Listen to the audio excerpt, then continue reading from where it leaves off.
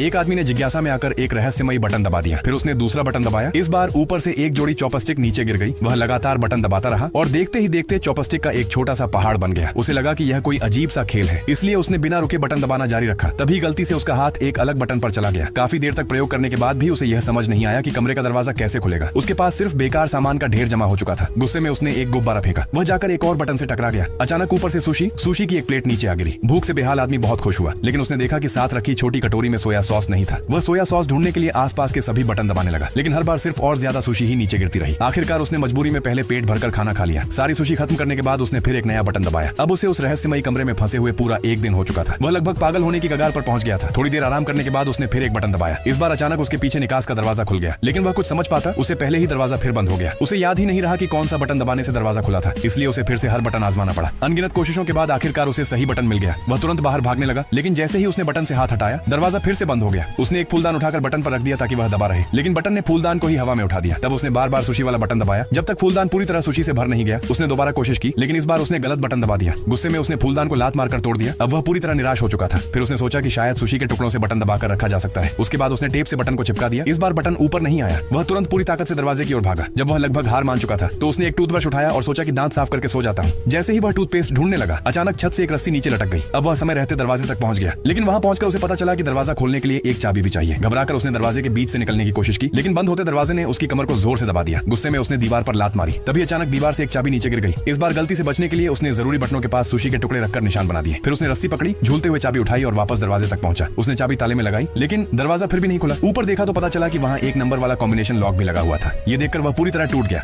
गुस्से में उसने कमरे का सामान इधर उधर फेंकना शुरू कर दिया। तभी उसकी नजर एक मैनिक्विन के सिर पर लिखे 3 अंकों पर पड़ी। उसे समझ आ गया कि यही पासकोड है। उसने तुरंत वही नंबर लॉक में डाले। इस बार आखिरकार दरवाजा खुल गया, लेकिन दरवाजे के पीछे कोई आजादी नहीं थी। वहां सिर्फ एक बहुत ही छोटा और तंग कमरा था। ये देखकर वह पूरी तरह निराश हो गया। एक पल के लिए तो उसे वही पुराना कमरा याद आने लगा, जहां कम से कम उसके पास जीने के लिए जरूरी हर चीज तो मौजूद थी।